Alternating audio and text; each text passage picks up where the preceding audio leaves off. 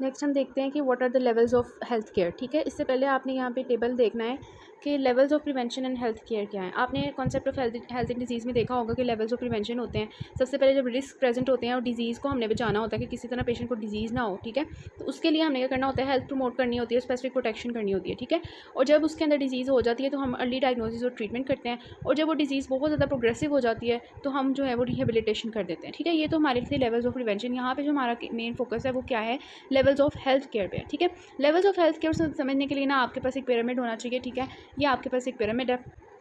अब इस पिरामिड में देखें, सबसे नीचे जो होता है ना हमारे पास होता है बेसिक हेल्थ यूनिट, ठीक है, और हमारे पास होता है RH-C, ठीक है।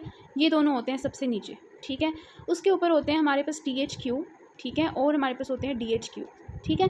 और सबसे ऊपर हमारे होते हैं टीचिंग हॉस्पिटल्स, ठीक है, जो हमारे कॉलेजेस के साथ भी अटैच होते हैं ना, टीचिंग हॉस्पिटल्स। तो ये हमारे पास पिरामिड होता है। सबसे नीचे बेसिक हेल्थ यूनिट और रूरल हेल्थ केयर होता है, उसके ऊपर तहसील वाले होते हैं, डिस्ट्रिक्ट, और सबसे ऊपर टीचिंग हॉस्पिटल होता है, ठीक है। फॉर एग्जाम्पल इनका क्या काम होता है, हमने तो पेशेंट को प्राइमरी हेल्थ केयर प्रोवाइड करनी है ना किसी न किसी तरह, तो ये सब मिलकर काम कर रहे होते हैं। फॉर एग्जाम्पल ये पेशेंट है आपका, बीमार हो गया एक बंदा, ठीक है, तो उसने सबसे पहले जाना होता है BHU और रूरल हेल्थ सेंटर में, ठीक है ना। अगर वो इससे पेशेंट नहीं ट्रीट हो रहा तो ये भेज देते हैं उसको THQ में, और अगर इनसे भी ट्रीट नहीं हो रहा तो ये टर्शरी में भेज देते हैं, जो कि हमारे पे टीचिंग हॉस्पिटल है। अब इसको प्राइमरी सेकेंडरी टर्शरी इसी वजह से कहते हैं ना, कि क्या होता है कि प्राइमरी लेवल पे जो पेशेंट आके जिससे बीमार होकर आता है सबसे पहले, तो वो प्राइमरी यहाँ पे आता है, ठीक है। फिर उसके बाद जब वो ट्रीट नहीं होता तो फिर सेकेंडरी में यहाँ जाता है, ठीक है, और फिर अगर ट्रीट नहीं होता तो फिर हमारे पास टर्शरी में यहाँ पर जाता है। तो इसलिए प्राइमरी सेकेंडरी टर्शरी, ठीक है। लेकिन इसका पिरामिड ऊपर क्यों जा रहा है, क्योंकि हमारे पास जो टीचिंग हॉस्पिटल्स होते हैं उनके अंदर फैसिलिटीज़ जो है वो सबसे ज़्यादा होती हैं। जैसे जैसे हम ऊपर जाते जाते हैं तो फैसिलिटीज़ जो होती हैं जो पेशेंट को प्रोवाइड की जाती हैं वो बढ़ जाती हैं, ठीक है। तो प्राइमरी हम इस लिहाज से कहते हैं कि सबसे पहले मरीज़ कहाँ पे आता है, और टर्शरी हम इस लिहाज से कहते हैं कि वो जो है ना उसके अंदर फैसिलिटीज़ ज़्यादा है, ठीक है। तो ये आपके पास जो है ना बेसिक इसका कॉन्सेप्ट होना चाहिए। फिर हम देख लेते हैं, ये आपको थोड़ी सी इन्होंने फिगर दिखाई हुई है कि BHU और RH-C हैं, ठीक है, ये हमारे पास प्राइमरी में आ जाते हैं। उसके बाद THQ और DHQ हैं, ये हमारे पास सेकेंडरी में आ जाते हैं, और टीचिंग हॉस्पिटल्स हैं, ये हमारे पास टर्शरी में आ जाते हैं। तो ये सारा एरो इन्होंने शो किया हुआ है कि इस तरह से जो है ना मरीज़ घूमता है, इधर आता है, फिर एंड पे जाकर अगर यहाँ पे भी नहीं बच सकता तो फिर मर जाता है, ठीक है। तो ये इन्होंने थोड़ा सा बताया हुआ है। उसके बाद ये फर्स्ट लेवल हेल्थ केयर जो इसमें बताया हुआ है कि सबसे पहले जो हेल्थ केयर फैसिलिटीज़ प्रोवाइड की जाती है पेशेंट को, वो ये सब प्रोवाइड करती हैं। BHU RH-C सबसे इंपॉर्टेंट है इसमें, ठीक है। उसके बाद इन्होंने पाकिस्तान में बताया कितने ये सब हैं, ठीक है, और पंजाब में कितने हैं, पंजाब में ये डिवीजन्स वगैरह क्या हैं। उसके बाद इन्होंने ये जो लाइन बताई है ये इंपॉर्टेंट है कि हमारे पास जो यूनियन काउंसिल होती है ना, एक यूनियन काउंसिल, ठीक है, बहुत सी यूनियन काउंसिल्स हैं। फॉर एग्जांपल पंजाब में बता रहे हैं कि 2397 यूनियन काउंसिल्स हैं, तो इसमें से हमारे पास हर एक यूनियन काउंसिल जो होगी ना वो इक्वल होगी BHU के, ठीक है। मतलब एक अगर यूनियन काउंसिल है ना तो वो उतनी ही हमारे पास बेसिक हेल्थ यूनिट्स होंगे। ये आपने बात याद रखनी है, ठीक है। अब हम इसका ना मैप ड्रॉ करते हैं, फिर आपको ज़्यादा अच्छी समझ आएगी। BHU RH-U सारी कन्फ्यूजन क्लियर करेंगे। अब यहाँ पे आपको जो शो की गई है दैट इज़ BHU, ठीक है, बेसिक हेल्थ यूनिट, ठीक है। इसमें मैंने सबसे पहले लिखा हुआ है कि 1 union council equal to 1 BHU, ठीक है। एक यूनियन काउंसिल है तो उसके लिए 1 BHU है, ठीक है, ये मैंने सबसे पहले लिखा हुआ है। उसके बाद मैंने बताया कि इसमें पॉपुलेशन कितनी कवर करती है, जो BHU होती है वो कितने लोगों को कवर करती है, ठीक है। तो 25,000 लोगों को जो है ना ये कवर करती है, ठीक है, 25,000 लोगों को। उसके बाद मैंने बताया हुआ कि एरिया कितना कवर करती है, कितना एरिया कवर करती है, ये एरिया कवर करती है 24 to 40 किलोमीटर्स, ठीक है, 40 किलोमीटर्स। तो ये हमारे पास इसका एरिया हो गया। उसके बाद मैंने बताया हुआ है कि ये हमारे पास जो एक BHU होती है, ठीक है, ये एक नहीं है, बहुत सी 5-10 मिल के हमारे पास 5-10 मिल के, ठीक है, ये बहुत ज़्यादा हो गई हैं, लेकिन 5-10 जो हमारे पास BHU होती हैं वो रेफ़र करती हैं टू RH-C, ठीक है, और RH-C फिर रेफ़र करता है टू द THC, ठीक है। तो ये हमारे पास बहुत ज़्यादा BHUs हैं, ठीक है, बहुत ज़्यादा। अगर ये एक है ना, इसमें से अगर 5-10 मिल के ना हमारे पास RH-C की तरफ रेफ़र करती है और RH-C फिर रेफ़र करता है THC के साथ, ठीक है। तो ये आपने याद रखनी है बात। 1 union council equal to 1 basic health unit and बहुत ज़्यादा 5-10 मिल के जो है वो RH-C को रेफ़र करेंगी, और RH-C किसको रेफ़र करेगा, THC को, ठीक है।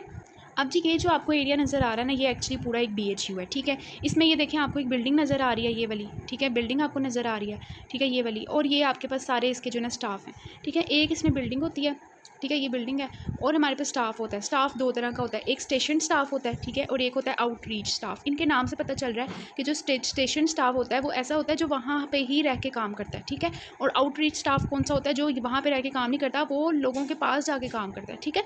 तो ये दो तरह के स्टाफ्स होते हैं। तो एक हमारे पास इसकी बिल्डिंग होती है, ठीक है, ये पूरी एक कॉलोनी होती है जिसमें एक बिल्डिंग, मेन बिल्डिंग होती है उसकी BHU की, और बाकी उसके सारे स्टाफ्स होते हैं। स्टाफ दो तरह के, स्टेशन है, आउटरीच स्टाफ है, ठीक है।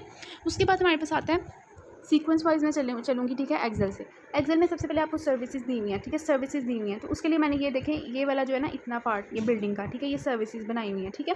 इसमें आपको कौन कौन सी सर्विसेज नज़र आ रही हैं, ठीक है। ये हमारे पास माँ और बच्चा बना हुआ है, ठीक है। सबसे पहले तो इसमें क्या है, मदर चाइल्ड हेल्थ केयर है, ठीक है, मदर चाइल्ड हेल्थ केयर आपको मिल रही है। उसके बाद आपको क्या मिल रहा है, इसमें हमारे पास फैमिली प्लानिंग, ठीक है, फैमिली प्लानिंग FP, ठीक है। और हमारे पास क्या है कि जो हमारे पास है ना ये वाले क्या नाम है TBA, ठीक है, ट्रेडिशनल बर्थ अटेंडेंट्स, ठीक है। ये क्या होते हैं कि जो बूढ़ी औरतें होती हैं ना, वो जाके किसी भी गांव के एरिया में जाके ना ट्रेनिंग प्रोवाइड करती हैं, जो प्रेग्नेंट लेडीज़ होती हैं ना उनको, क्या आपने किस तरह से ट्रेनिंग वगैरह उनको प्रोवाइड करती हैं और डिलीवरी किट्स वगैरह प्रोवाइड करती हैं। तो वो जो एक उनको जो हमारे पास सिखाने वाला करती हैं ना, ठीक है, उनको ट्रेडिशनल बर्थ अटेंडेंट्स कहते हैं, ठीक है। तो ट्रेडिशनल बर्थ अटेंडेंट्स ये हमारे पास सारा इस बिल्डिंग में A वाले पार्ट में हो रहा है, ठीक है। 3 आपको कवर हो गए।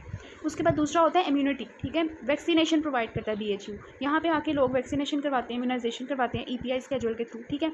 इसके अलावा मलेरिया कंट्रोल करता है BHU, ठीक है, BHU मलेरिया कंट्रोल करता है। BHU हमारे पास डायरिया कंट्रोल करता है और डिजीज़ कंट्रोल करता है। जितनी भी हमारे पास कम्युनिटी डिजीज़ कंट्रोल प्रोग्राम होते हैं वो कंट्रोल करता है। ये आपको नज़र आ रहे हैं सारे कंपार्टमेंट्स, ठीक है। फिर सैनिटेशन प्रोवाइड करता है, सैनिटरी मेजर्स प्रोवाइड करता है और हमारे पास हेल्थ एजुकेशन देता है, ठीक है, हेल्थ एजुकेशन देता है। और ये जो लंग्स मैंने बनाया है, लंग्स का मतलब यहाँ पे हमारे पास एक्यूट रेस्पिरेटरी इन्फेक्शन होगा, तो इसको सारा जो है ना ये डील करता है। तो ये हमारे पास सारी इसकी सर्विसेज हैं, मैं यहाँ पे बिल्कुल क्लियर कर देती हूँ। देखें, अब हमारे पास ये सारी सर्विसेज क्लियर हो गई हैं, ठीक है। ये सारी सर्विसेज आपने याद रखें। उसके बाद नेक्स्ट जो आपके पास BHU में दिखाया हुआ है वो ये है कि स्टेशन स्टाफ होता है, ठीक है, और हमारे पास आउटरीच स्टाफ होता है। अब स्टेशन स्टाफ क्या होता है, जो वहाँ पर रह के काम करते हैं, मैंने आपको बताया। तो इसमें हमारे पास ये है, मेडिकल ऑफिसर होता है एक, ठीक है, LHV होती है, मतलब हमारे पास लेडी हेल्थ विजिटर होती है, ठीक है, और हमारे पास डिस्पेंसर होता है, ठीक है, और हमारे पास मिडवाइफ होती है। मिडवाइफ हमारे पास एक ट्रेंड होनी चाहिए और एक अनट्रेंड 1 या 2 होनी चाहिए, ठीक है। इसके अलावा हमारे पास ये MHT और FHT क्या है, ये एक्चुअली हमारे पास मेल हेल्थ टेक्नीशियन है और फीमेल हेल्थ टेक्नीशियन है। ये असिस्टेंट होते हैं, ठीक है, एक मेल होता है एक फीमेल होता है। उसके बाद हमारे पास ये होता है, ये देखें, पियन्स और स्वीपर्स वहाँ पे काम करते हैं, ठीक है ना, पियन्स और इनका काम होता है। और ये हमारे पास सारे स्टेशन स्टाफ है जिन्होंने वहाँ पे काम करना होता है, ठीक है। उसके बाद हमारे पास होता है आउटरीच स्टाफ, ठीक है। आउटरीच स्टाफ क्या है कि जिन्होंने जो है वहाँ से जो है ना मूव करके काम करना होता है कहीं और, ठीक है। तो इसमें सबसे पहले हमारे पास CDC आ जाती है, ठीक है, CDC communicable disease control supervisor, ठीक है। ये हमने ये वाला काम, ये इस कम्युनिटी डिजीज़ कंट्रोल, ये जो मैंने यहाँ पे डायरिया के साथ बनाया हुआ है, ये वाला काम इन्होंने करना होता है आउटरीच ने। इसके अलावा सैनिटरी, ये जो सैनिटेशन मैंने बनाई हुई है, ठीक है, सैनिटरी इंस्पेक्टर, ठीक है। इसके अलावा हमारे पास EPI वैक्सीनेटर, ये वाली जो इम्यूनाइजेशन बनाई हुई है EPI वैक्सीनेटर, ठीक है। और उसके बाद हमारे पास होता है क्या, उसके बाद ये जो हमारे पास LHV है ना, ये वाला लेडी हेल्थ विजिटर, ठीक है, इसने जो है ना हमारे पास प्रोवाइड करनी होती है ये वाली चीज़ें, ये दोनों मिल के यहाँ पे आ जाती हैं, ठीक है, या ऐसे मैचिंग कर लें।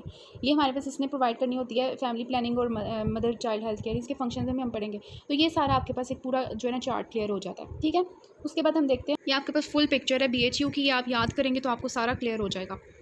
बिल्डिंग में चलते हैं जी। हमारे पास BHU की जो बिल्डिंग है उसमें क्या क्या है, ठीक है। MO और जो आप याद रखना है, MO और ये जो हमारे पास लेडी हेल्थ विजिटर है, ये हमेशा इधर पड़े रहने चाहिए, ठीक है। ये बिल्डिंग में मेन पार्ट होते हैं, इन्होंने जो है ना उधर राउंड द क्लॉक प्रेजेंट रहने चाहिए, ठीक है, हर वक्त प्रेजेंट रहने चाहिए। बाकी ये जो इनके रूम्स हैं ना, ये मैंने बनाए हुए हैं, ठीक है, कि हमारे पास ये जो है SI है, मतलब हमारे पास जो है ये क्या हो गया, सैनिटरी इंस्पेक्टर, ठीक है। ये जो ये वाला था ना, ये बिल्डिंग में ना मैंने रूम्स बनाए हुए हैं, ठीक है। रूम्स में क्या क्या होंगे, ये सैनिटरी इंस्पेक्टर का रूम है, ठीक है। और ये हमारे पास टेक्नीशियंस है, ये भी यहाँ पे रहेंगे बिल्डिंग में, इनका रूम होगा एक।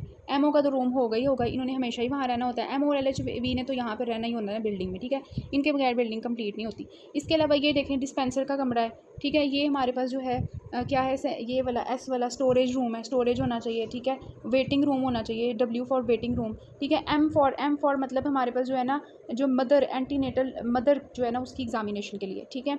और ये W फॉर मैंने लिखा हुआ है वार्ड, ठीक है, 2 बेड्स होने चाहिए इमरजेंसी के लिए। तो ये सारे इसके बिल्डिंग के रूम्स हैं, ये भी आपने याद रखने हैं, ठीक है। तो सबसे मेन चीज़ जो आपने BHU में याद रखनी है कि किस तरह से ये पूरा चार्ट आपने जो है ना क्लियर कट याद रखना है। इसमें इसकी जो है वो 1 यूनियन काउंसिल एक BHU बनाती है, उसकी पॉपुलेशन कितनी है, एरिया कितना है, ठीक है, और उसकी बिल्डिंग में हमारे पास सर्विसेज क्या क्या प्रोवाइड हो रही हैं, स्टाफ कौन कौन सा है, ठीक है, और बिल्डिंग के अंदर रूम्स कौन कौन से हैं, ठीक है।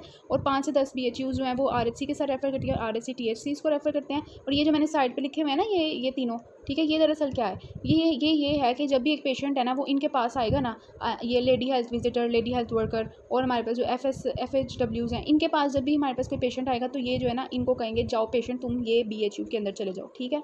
तो ये उन्होंने कहा रेफ़र करेंगे इनको, ठीक है, ये बुक से सारा लिया गया है। नेक्स्ट में मैं आपको बताती हूँ रूरल हेल्थ सेंटर।